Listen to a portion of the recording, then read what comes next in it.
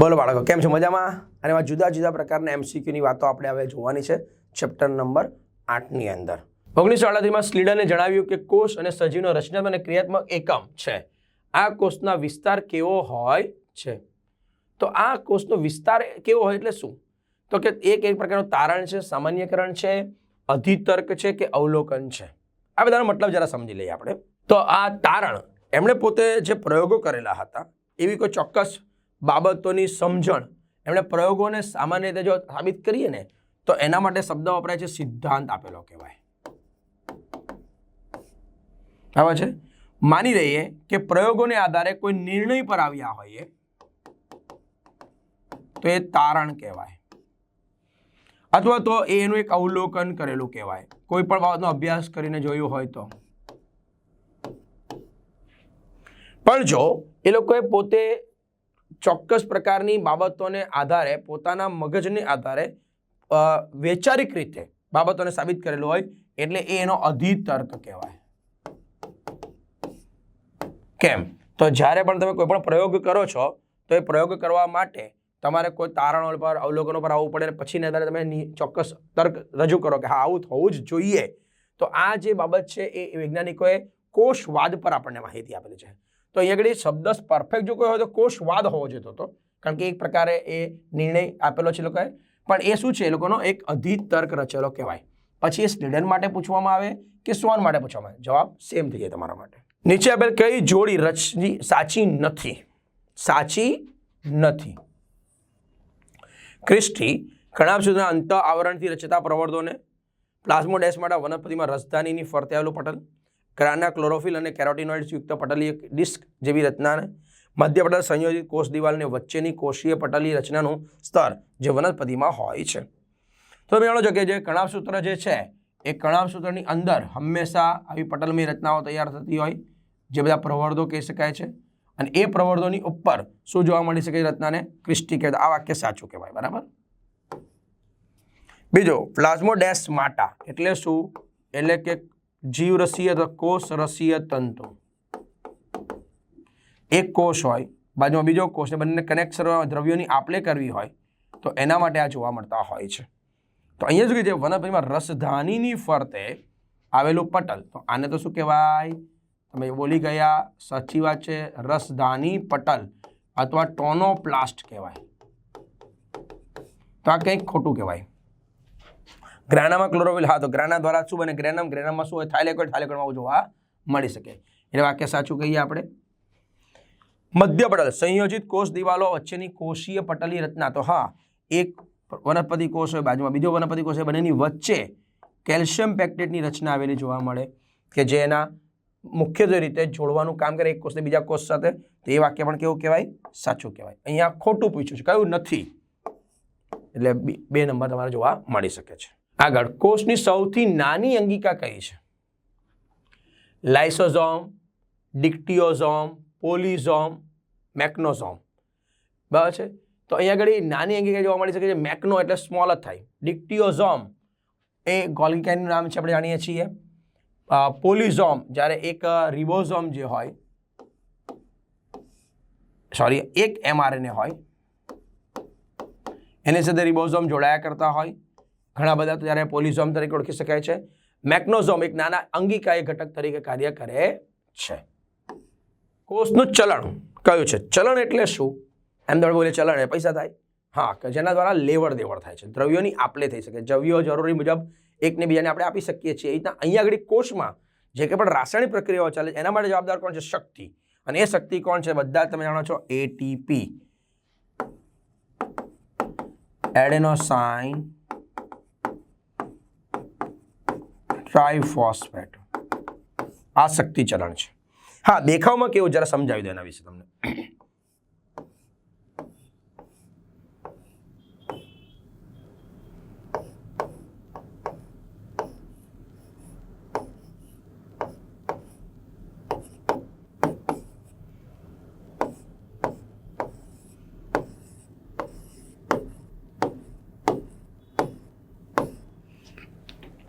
તો અહીંયા આગળ તમે જોઈ શકો છો, આનું નામ છે એટીપી. આની અણુ રચનાની રેખાંકિત આકૃતિ કહી શકીએ આપણે. તો અહીંયા આગળ 2 બંધ છે, એને શક્તિસભર બંધ કહેવાય.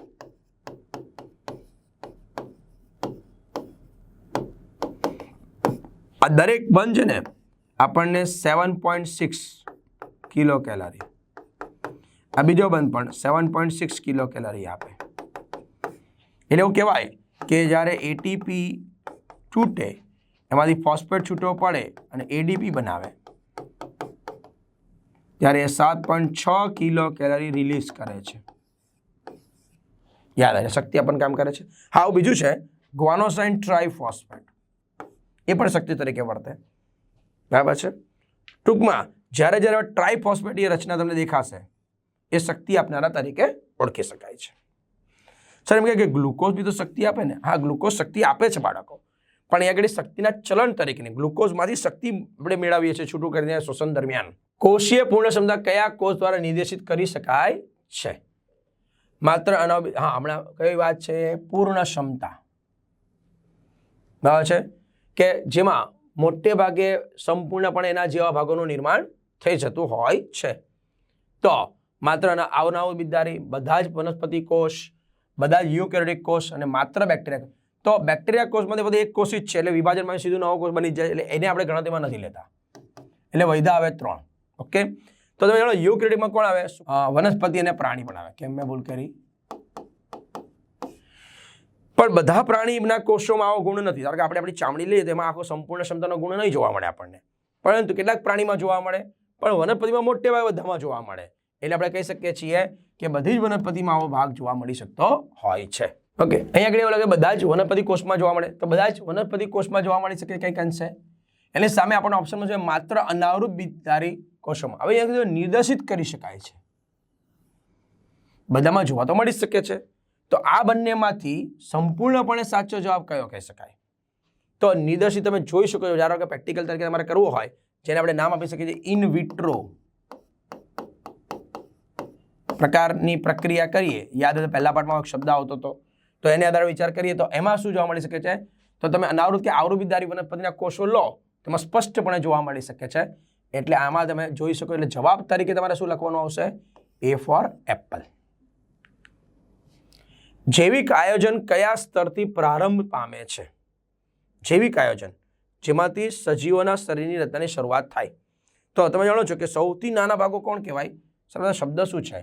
તો પહેલા પાઠને આધારે કહી શકાય ઉપ સૂક્ષ્મદર્શીય દ્રવ્યો, જેને આપણે ઇલેક્ટ્રોન, પ્રોટોન, ન્યુટ્રોન કહી શકીએ.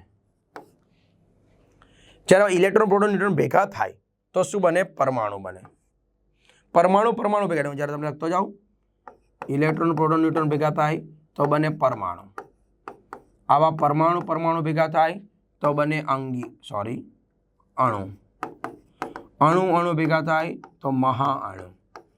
મહાઅણુ ભેગા થાય તો અંગિકા. અંગિકાઓની વચ્ચે ચોક્કસ રીતે સંગઠન થાય તો કોષ. કોષથી બની શકે છે પેશી. પેશીથી બની શકે છે અંગ. અંગથી બને છે અંગતંત્ર. અને અંગતંત્રથી બને છે દેહ. તો અહીંયા શું છે? જૈવિક આયોજન એટલે કે સજીવિક રચના ક્યાંથી બનેલી કહેવાય? તો આ બધા ભાગો તો ભૌતિકીય રચનાવાળા ભાગ કહી શકાય. આ કંઈક અંશે અંગિકા પોતે કામ કરે, પણ જ્યારે કોષની અંદર હોય તો જ. એકલી અંગિકા કામ નહીં કરે. તમે ધારો કે કણાભસૂત્રને શરીરની બહાર મૂકી દો, બાજુમાં બહુ બધું ગ્લુકોઝ આપી દો, તો કે એટીપી નહીં બનાવી શકે. એ કોષની અંદર હશે તો એટીપી બનાવશે, તો અંદર પ્રક્રિયા ચાલશે, જેને આપણે કહી શકીએ છીએ ક્રેબ્સ ચક્રની પ્રક્રિયાઓ. બરાબર છે? તો એ ત્યારે જ કામ કરી શકે છે. એટલે કોષોથી શરૂઆત થાય કે જીવિત ઘટકો બન્યા કહેવાય. તો અહીંયા આગળ એક છે કોષીય સ્તર, એક આયોજક સ્તર, પરમાણ્વીય સ્તર. અને તો આ તો બે સંપૂર્ણપણે તમારા ખોટા થઈ ગયા. તો તમારી પાસે બે ઓપ્શન મળી. કયો? તો આયોજક સ્તર, ચોક્કસ આયોજન ક્યાંથી શરૂ થયું લખ્યું જ નથી. મળી ગયો જવાબ એ. સજીવમાં કયો ગૌણ ખનિજ તત્વ મુખ્ય ભૂમિકા ભજવે છે? એટલે શું? સારા ગૌણ ખનિજ તત્વ એટલે તો કે સામાન્ય રીતે કેટલાક ખનિજ તત્વો આપણા કોષોની અંદર ચોક્કસ રાસાયણિક પ્રક્રિયામાં મદદ કરતા હોય છે.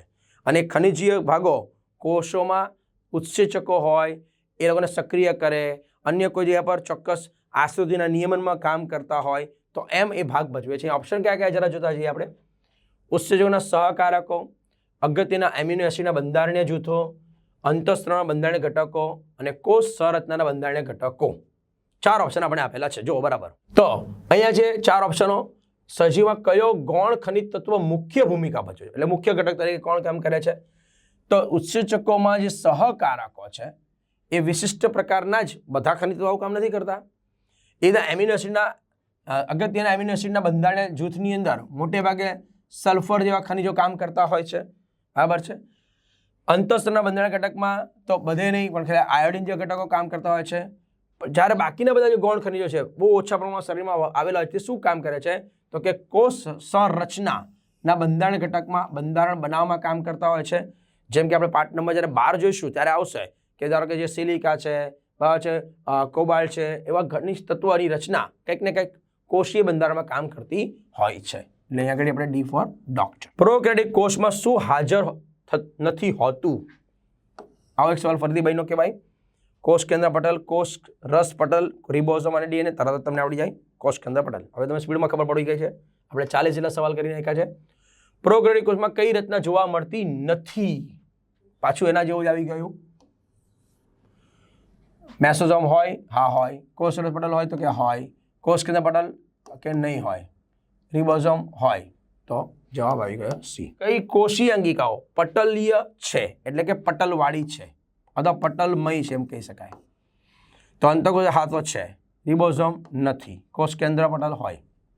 લાઇસોઝોમ હા અહીંયા જો એ લોકોએ આદિકોષ કેન્દ્ર સુકોષને એવું કંઈ કીધું જ નથી. બરાબર છે.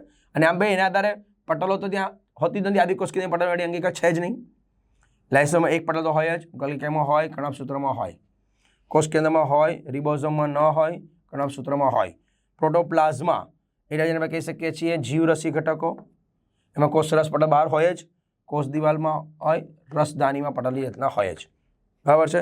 અહીંયા આગળ જે કોષ દિવાલ છે એ પોતે બહારનો વિસ્તાર છે, એટલે પોતે બહારનું આવરણ બનાવે, પણ એના બહાર બીજું કોઈ પટલ આવરણ હોતું નથી. બરાબર છે. પ્રોટોપ્લાઝમની ફરતે કોષ રસ પટલ છે, પ્રોટોપ્લાઝમ પોતે હોતું નથી.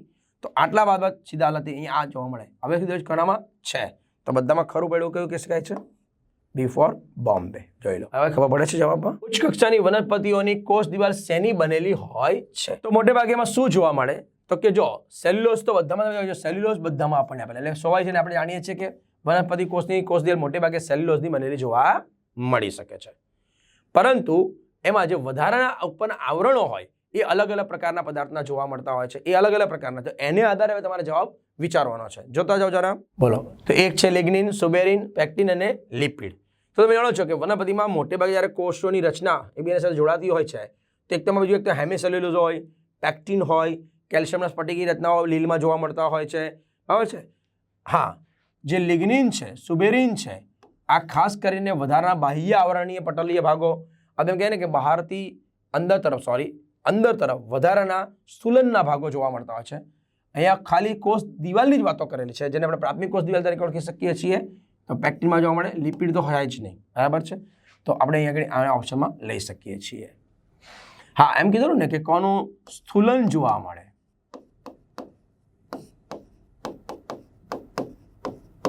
ત્યારે યાદ રાખી શકાય. મધ્ય સ્તર શેનું બનેલું હોય છે? સેલ્યુલોઝ. અહીંયા મધ્ય સ્તર એટલે આપણે કહી શકીએ છીએ મધ્ય પટલ. તો મધ્ય પટલ કેલ્શિયમ પેક્ટિનનું બનેલું હોય છે. સીધો જવાબ તમને મળી શકે છે યસ. જો મેગ્નેશિયમ પેક્ટેટ, કેલ્શિયમ આપણે યાદ કરો ભણાવતી તમે તમને કીધું કે મેગ્નેશિયમ હોય જ, કેલ્શિયમ પણ હોય, પણ હા મેગ્નેશિયમનું પ્રમાણ કેવું હોય? આ બધામાં ઓછું હોય. અંતઃસ્તર નજીકના બે કોષોની પ્રાથમિક દિવાલો સાથે જોડાણ ધરાવે તેને શું કહેવામાં આવે છે? તો જે અંતઃસ્તર હોય એટલે એક કોષીય રચના છે, એના પછીના બીજા કોષીય રચનાઓ જોવા મળતી હોય, એમની વચ્ચે જે જોડાણ હોય એ કોણ બનાવવાનું કામ કરે? પ્રાથમિક બે કોષોની પ્રાથમિક દિવાલો સાથે જોડાણ ધરાવતું હોય, બે પ્રાથમિક કોષ દિવાલને જોડવાનું કામ કરતું હોય, તો કોણ કામ કરે છે? મધ્ય પટલ. હા, બે કોષોની વચ્ચેના કોષ રસીય ભાગને જોડવાનું કામ કરે છે અંદર ધારો કે, તો શું આવતે? પ્લાઝ્મોડેસ્માટા આવતે. આગળ, કોષ દિવાલની મજબૂતાઈ અને બરડતા કયા દ્રવ્યને કારણે છે? કોષ દિવાલની મજબૂતાઈ એકદમ વધારે મજબૂત અને બરડતા આપણે યાદ હોય તો ચેપ્ટર નંબર 6 ભણીને આવ્યા કે જે કોષની બહારની દિવાલ હોય સેલ્યુલોઝની હોય, પછી અંદર એક ચોક્કસ સ્થૂલન, હમણાં એક પદાર્થોના નામ આપણે જોઈ ગયા, આવા જે સ્થૂલન જોવા મળતા હોય છે તો એનાથી એને મજબૂતાઈ મળે. અને આવા જે સ્થૂલનો હોય છે એમાં મોટે ભાગે પેક્ટિન હોય, લિગ્નિન હોય, સુબેરિન જોવા મળે, પરંતુ એમાં વધારે મજબૂતાઈ, દ્રઢતા જે આપવાનું કામ કરે છે એ છે લિગ્નિનનું કાર્ય. અને એટલે જ લિગ્નિન જ્યાં જોવા મળે એ ભાગો નિર્જીવ બનતા હોય, જેમ કે જલવાહક પેશીમાં.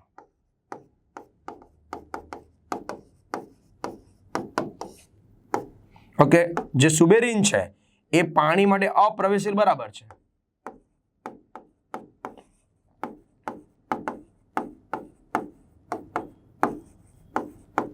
મીણયુક્ત જેવો પદાર્થ કહી શકાય છે. સેલ્યુલોઝ તો આવશે જ નહીં, તમને જવાબ ખબર પડી કે બધાની અંદર. અને એટલે આ જે લિગ્નિન છે ખાસ કરીને દ્રઢોતક પેશીમાં તમે ભણી ગયા છો, તો એના દ્વારા તમે યાદ રાખી શકો છો આને. ઓકે, બુચના કોષોની કોષ દિવાલ કયા પદાર્થ દ્વારા ઉપસેલી હોય છે? તો આપણે હમણાં વાત કરી હતી કે ભાઈ કોષ દિવાલની ઉપર આવરણ જોવા મળતું હોય છે અલગ અલગ પ્રકારનું. એક છે સેલ્યુલોઝ, એક છે સુબેરિન, એક છે ક્યુટીન અને બીજું છે લિગ્નિન. તો જ્યારે એના પર અભ્યાસ કરવામાં આવેલો હતો વનસ્પતિ કોષોના ભાગના છાલની અંદર, તો જ્યારે છાલ બનતી હોય છે, આપણે પાઠમાં જોઈ ગયા છઠ્ઠા પાઠની અંદર કે જ્યારે દ્વિતીય વૃદ્ધિ થાય ત્યારે બહાર તરફ છાલ બને, એને પાણી માટે અપ્રવેશીલ ભાગ બનાવી કાઢે. તો એવું કેમ બને છે? તો એની અંદર ગોઠવાય છે ચોક્કસ પ્રકારના સુબેરિનના ઘટકો. તો એને આધારે આપણે જવાબ કહી શકીએ છીએ. હા, કોને આધારે યાદ રાખી શકાય છે? છાલને આધારે, જેથી તમને યાદ રહે લાંબા સમય સુધી જવાબ. પુખ્ત વનસ્પતિ કોષ શું ધરાવે છે?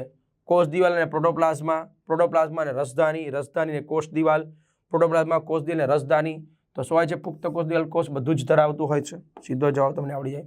ઉચ્ચ કક્ષાના વનસ્પતિ કોષની દિવાલ શેની બનેલી હોય છે? વન સેકન્ડ, આપણે રિપીટ થઈ ગયો સવાલ. સેલ્યુલોઝ અને પેક્ટિન. સેલ્યુલોઝના અણુ ખલિયા સંખ્યામાં શૃંખલામાં રીતે ગોઠવાય છે, જેને મિસેલ્સ કહે છે. અને ખલિયા સંખ્યામાં મિસેલ્સની ગોઠવણી સમાંતરે થવાથી સૂક્ષ્મ તંતુઓની રચના થાય છે. તો થોડોક આંકડાકીય સવાલ જરા જોજો. તો સેલ્યુલોઝના અણુ જ્યારે જોડાઈ જાય તો શું બને? સેલ્યુલોઝ પોતે છે શેનું? તો આપણે થોડાક ચેપ્ટર નંબર 9 ફોલો કરીને સમજાવું તમને કે સામાન્ય રીતે ગ્લુકોઝ હોય, આપણે જ્યારે જી કહીએ તો આ બીજા ગ્લુકોઝ જોડાયા કરે, તો એને પરિણામે લાંબી શૃંખલાઓ બનતી હોય છે. આવી જ્યારે લાંબી શૃંખલાઓ બને એ તંતુમય સ્વરૂપમાં ફેરવાતી હોય છે, તો ત્યારે સેલ્યુલોઝ બનતો હોય છે. તો સેલ્યુલોઝના અણુની અંદર સામાન્ય રીતે એમ કહી શકાય છે 100 જેટલા અણુઓ ગ્લુકોઝના જોડાય, તો ત્યારે એક નાનો તાર જેવો ભાગ તૈયાર થાય, એને આપણે મિસેલ્સ તરીકે ઓળખી શકીએ. અને જ્યારે આવા એક મિસેલ્સ સાથે બીજો મિસેલ્સ, પછી ત્રીજો મિસેલ્સ, ચોથો મિસેલ્સ જોડાયા કરે, એટલે કે લગભગ 20 જેટલા મિસેલ્સ જોડાય, ત્યારે એક આપણને દેખાય તેવો ઋણા તાપલાનો ભાગ બનતો જોવા મળતો હોય છે. તો જે તમે કપાસ જુઓ જેમાં સ્પષ્ટ દેખાતા હોય છે. તો અહીંયા આગળ શું યાદ રાખી શકાય કે 100 જેટલા સંખ્યામાં શું ભાગો જોડાય, એવા 20 મિસેલ્સ જોડાઈ જાય ત્યારે સૂક્ષ્મ તંતુકો બનતા હોય છે, એટલે ડી ફોર ડોક્ટર. હા, થોડોક ચેપ્ટર નંબર 9 ને આધારે, પણ અહીંયા એટલા માટે તમને સમજાવવા મૂક્યો છે કારણ કે સેલ્યુલોઝની કોષ દિવાલ બનેલી હોય છે ત્યારે આવો રચના યાદ રાખી શકાય. મધ્યસ્તર સૌથી અગત્યનું કયું રસાયણ હાજર હોય છે? મધ્યસ્તર આવી ગયું પેક્ટિન. સેલ્યુલોઝ તંતુના નિર્માણ માટે કેટલા સૂક્ષ્મ તંતુઓ જરૂરી છે? તો આપણે હમણાં વાત કરી નાખી કે સેલ્યુલોઝના તંતુના નિર્માણ માટે સૂક્ષ્મ તંતુઓ જરૂરી છે. કેટલા જોવા મળતા હોય છે? તો 100 અને બીજા 20ના સંદર્ભમાં જોવા મળી શકે છે. તો આખો સેલ્યુલોઝનો તાર બનાવવો હોય તો 250. તો જો આને આધારે આપણે આગલા સવાલને પણ જરા જોઈ લઈએ. તો એ યાદ રાખે સૂક્ષ્મ તંતુની રચના થાય. જે સૂક્ષ્મ તંતુઓ છે એ 250ની સંખ્યામાં જોડાય ત્યારે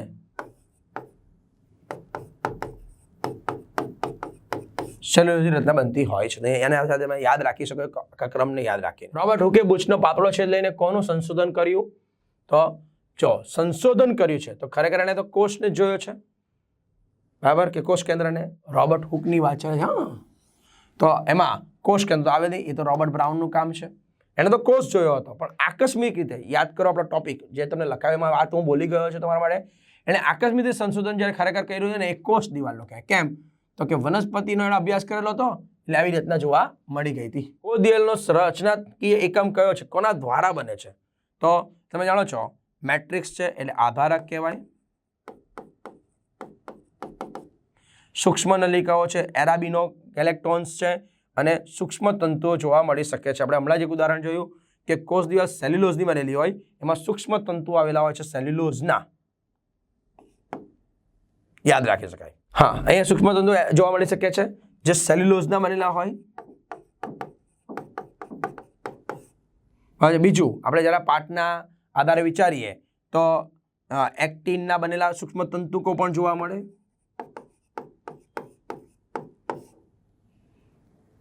બરાબર છે. તો આ રચના તો જોવા મળે સૂક્ષ્મ તંતુના બંધારણમાં. અહીંયા કોષ દિવાલના સંદર્ભમાં આપણે વિચારીએ. બીજું અહીંયા છે એરાબિનો ગેલેક્ટોન્સ. આ શું છે? તો કે એ પોતે હેમિસેલ્યુલોઝની રચના બનાવવા માટે કામ કરે.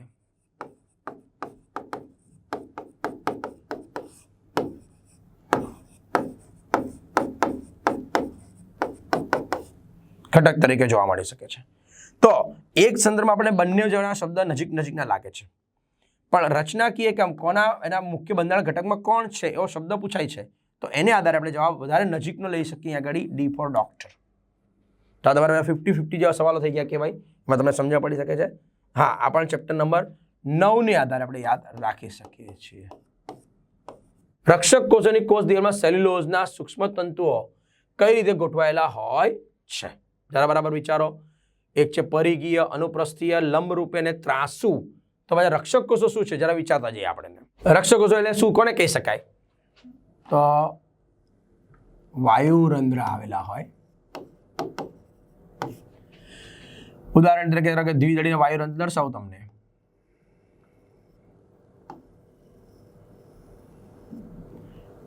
તો આ એના રક્ષક કોષો છે અને એની આજુબાજુ અધિસ્તરીય પેશીના કોષો હોય.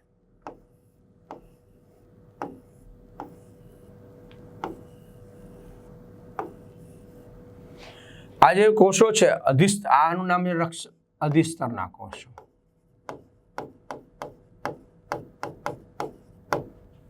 અને આ છે રક્ષક કોષ. તો આ જે રક્ષક કોષો હોય એની અહીંયા આગળ જોડાણ હોય અધિસ્તરના કોષોની સાથે. આ સેલ્યુલોઝના સૂક્ષ્મ તંતુકો આવેલા હોય છે કે જેને જોડીને ગોઠવવાનું કામ કરી શકે છે. ઓકે, તો આ જે ગોઠવણીઓ છે કેવા છે? એના આખા પાર તરફ ફેલાયેલા જોવા મળી શકે છે, જેનાથી શું થાય છે? આખા ભાગો ત્યાં ટીંગાઈ રહે, અટકી શકે, પડી જતા નથી. બરાબર છે. તો આવી રીતે ગોઠવણી જો એ પરિઘીય રચના તરીકે ઓળખાય. એટલે કે આગળ એક પરિઘીય શબ્દ છે, અનુપ્રસ્થ એટલે આડું કહી શકાય, ત્રાસુ અને લંબરૂપ એટલે ઊભા કહી શકાય. તો આ પરિઘીય બધા વિસ્તારમાં ગોઠવાયેલા છે. આકૃતિ પ્રમાણે યાદ રાખીએ એટલે આકૃતિના આધારે જવાબ સમજી શકીએ. મધ્ય સ્તરમાં જોવા મળતા રસાયણો જે મહત્વના વધુ માત્રામાં છે, જે મુક્ત થઈને કોના દ્વારા સેગ્મોપ્લાસ્ટમાં ગોઠવાઈ જાય છે? જરા ઓપ્શન જરા જોતા જજો. તો મધ્ય સ્તરમાં જોવા મળતા રસાયણો શેમાં ગોઠવાઈ જાય છે? મુક્ત થઈને સેગ્મોપ્લાસ્ટ એટલે કે મુખ્યત્વે રીતે અંદર તરફના ભાગમાં ગોઠવાઈ જતા હોય છે. તો એક કહી શકાય છે અંતઃકોષ રસજાળ છે, એક છે ગોલ્ગી, અહીંયા આપણે સંકુલ આપેલું છે, બીજો ત્રિકીય ખંડો છે અને આંતરપ્રદેશીય તંતુઓ છે. તો બધા આ બધાને ઓળખીએ તો અંતઃકોષ રસજાળ દ્રવ્ય બનાવે, દ્રવ્ય બનાવીને પછી એને બહાર મોકલવાનું કામ કરી શકે છે. તો યાદ કરો, તો એના દ્વારા કોષ દિવાલીય ઘટકો, બહારના મધ્યપટલના ઘટકો બનતા હોય છે. તો એના માટે કામ કોણ કરે છે? એના આપણે કાર્ય જોઈ ગયા અંગિકાઓના. તો એવા કાર્ય ગોલ્ગી સાથે સંકળાયેલા છે. હા, આ કોના માટે મદદ કરે છે? કોષ રસ પટલ માટે. આ કોષ દિવાલ મધ્યપટલના બંધારણમાં કામ કરે છે. ત્રિકીય ખંડો, તો ત્રિખંડ જે રચના છે તો પારા કેન્દ્રમાં હોય છે. આંતરપ્રદેશીય તંતુઓ જેને આપણે સૂક્ષ્મ તંતુઓ કહી શકાય, કોષરસ કંકાલ કહી શકીએ, જેવા ભાગો કહી શકાય છે. તો આવા ઘટકો ક્યાં મુક્ત થાય છે? સેગ્મોપ્લાસ્ટની અંદર, એટલે કોષ રસીય ભાગમાં મુક્ત થતા હોય છે, સપાટીય ભાગમાં તો એ ગોલ્ગી કે સંકુલ. બેક્ટેરિયા ફૂગની કોષ દિવાલની રચના માટે શું સાચું છે? બંને સેલ્યુલોઝની બનેલી છે. તો આમાં અને આમાં સેલ્યુલોઝની બનેલી હોતી જ નથી. બંનેમાં મ્યુકોપેપ્ટાઇડ હોય છે. બંને નાઇટ્રોજન એસિટાઇલ ગ્લુકોએમાઇડની બનેલી હોય છે. આમાંથી એક પણ નહીં. તો બેક્ટેરિયા જે કોષ દિવાલ હોય એ કોની બનેલી હોય? પેપ્ટિડોગ્લાયકેનની બનેલી હોય.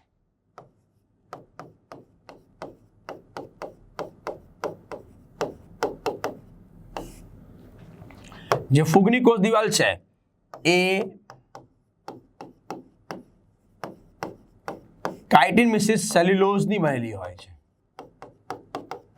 તો આવા ઘટકોની વાત આપણે વિચારવાનો છે અહીંયા આગળ. તો આવા બંધારણ ઘટકમાં શું હોય છે? તો કે આની અંદર બંનેમાં નાઇટ્રોજન યુક્ત એમ કહી શકાય છે મોનોસેકેરાઇડ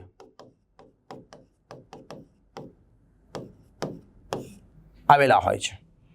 અને આવા જે નાઇટ્રોજન યુક્ત મોનોસેકેરાઇડ છે એને આપણે કહી શકીએ છીએ એન એસિટાઇલ ગ્લુકોએમાઇન. અને આવી વાત આપણે ભણીશું પાર્ટ નંબર 9માં એવો પણ રચના જોવા મળશે. તો એ એટલા માટે અહીંયા તમને સાથે લાવું છું કે જેથી તમે સમજી શકો, નહીં તો ભૂલ પડશે તમારી. તો ત્યાં તમે યાદ નહીં રાખી, તમને ઘણા બંધારણ ઘટકમાં મુખ્યત્વે રીતે રચના આવેલી જોવા મળી શકે છે. શેમાં કોષ દિવાલની ગેરહાજરી હોય છે? વનસ્પતિમાં તો હોય જ, પ્રાણીઓમાં ન જ હોય. મ્યુકર, આ મ્યુકર શું છે? એક પ્રકારની ફૂગ જે રચના. કેરી તો વડમાં હોય જ, કેરી એટલે મતલબ વનસ્પતિ થઈ જાય એટલે હોય જ, એટલે જવાબ તમારો આવ્યો બી. નીચે આપેલ પૈકી કઈ રચના સૌથી વધુ શક્યતઃ બાહ્ય સ્તરની કોષોની રચના સ્વરૂપે હોય છે? તો બાહ્ય સ્તરમાં જરા જોતા જાઓ. તો બાહ્ય સ્તરના રચનામાં શું જોવા મળે? તો એ જો કોષ સરસ પડાલ, તો એ કોષની અંદર તરફ હોય, બરાબર. કોષ પટલ એ પણ એ જ કહી શકાય. પ્રાથમિક કોષ દિવાલ બહાર તરફ હોય અને મધ્ય પટલ એની બહાર તરફ હોય. કેમ? તો જ્યારે એક કોષને બીજા કોષ સાથે જોડવાનું હોય ત્યારે વચ્ચે મધ્ય પટલ બનતું હોય છે. તો બહાર તરફ કોણ ગોઠવેલું છે? મધ્ય પટલ. વનસ્પતિની કોષ દિવાલ સેલ્યુલોઝની બનેલી છે. આ કેવી રીતે માનવામાં આવે છે? તો પ્રવાહી, પ્રોટીન, પોલિસેકેરાઇડ અને એમિનો એસિડ. તો સેલ્યુલોઝ છે શું? તો સેલ્યુલોઝ એ પોતે એક પ્રકારનો ગ્લુકોઝ, આપણે હમણાં એક ઉદાહરણ જોઈ ગયા કે ગ્લુકોઝના અણુઓ જોડાતા જાય તો એનાથી રચના તૈયાર થતી હોય છે. તો એ બંધારણ બનાવવા માટે જવાબદાર કોણ છે? ગ્લુકોઝ. અને ગ્લુકોઝ શું કહેવાય? તો એક પ્રકારનો ગ્લુકોઝ મોનોસેકેરાઇડ કહેવાય.